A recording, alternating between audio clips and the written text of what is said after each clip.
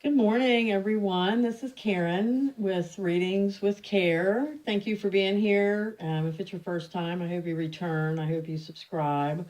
I hope you comment. All those good things that are necessary for this give and take relationship. Um, the astrology today. Well, I guess we all survived the lunar eclipse yesterday in Aquarius, but um, you know, the energy of this eclipse will be sticking around. Whenever there's an eclipse, it typically lingers for about 30 days. So, the lunar eclipse, as we all probably know by now, was in Aquarius, and the longest eclipse in about 100 years. And yeah, it's about the change, things that need to change in our lives to head us towards more enlightenment. But yeah, we're on the other side of it now. So um, anyway, that's where we're at. I don't know if that's good or bad. um, the eclipse and the thing about Aquarius is. Um, Along with all that change that Aquarius is famous for, and totally spontaneity and kind of chaotic change.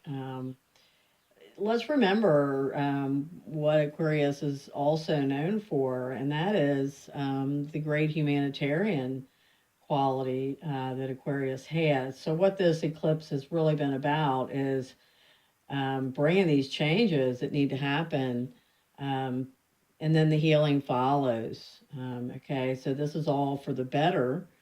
Uh, this is all for the good. These are all things that need to happen, be it on the political stage, the world stage, individual, personal, whatever it is. Don't forget that Aquarius is a master healer, and that's what it's really all about.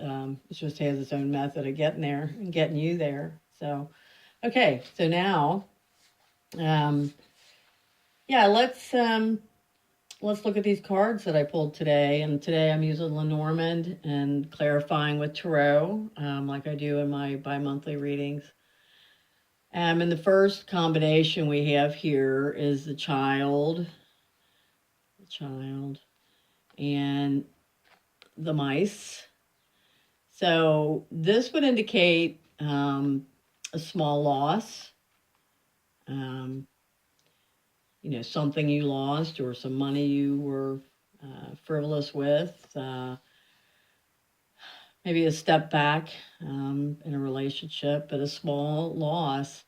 If it's not that, it is anxiety or worry that has to do with either a child or someone important to you that is younger than you. Um, to clarify that, we have the Queen of Spears upright and the Fool reversed. The Queen of Spears, God love her. She's all about showing up, standing up, being ready to defend, being ready to protect. She's warm.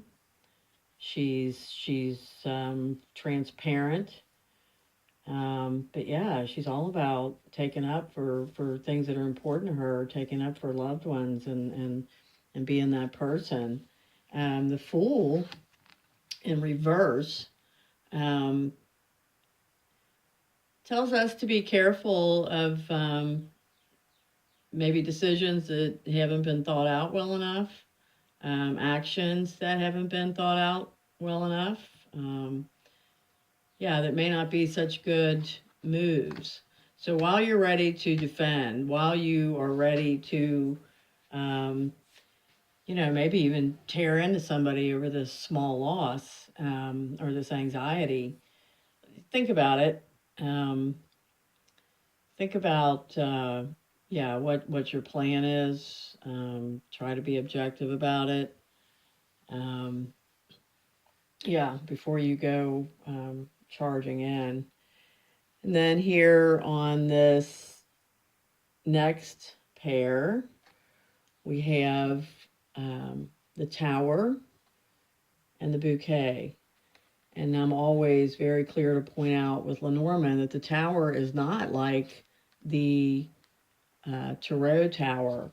This tower does not mean, yeah, anything's coming down or there's going to be any huge upset. This tower represents large corporation, governments, universities, hospitals, churches, libraries. And this bouquet very often represents a gift, a blessing, or an event. So, with these two things together, I would say there's either going to be perhaps some kind of celebration, event that's tied to um, a large entity of some type. Like I said, either organization, foundation, could be a nonprofit, could be any number of things.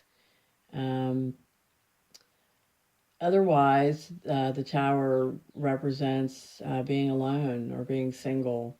Um, but either way, you've got the gifts, the blessings. If you want to make that a party or an event, well, you know what? It could be a party of one, or it could be an event that you are going to be involved with today. And to clarify those two cards with Tarot, we have the Nine of Shields reversed, and we have the Nine of Spears reversed.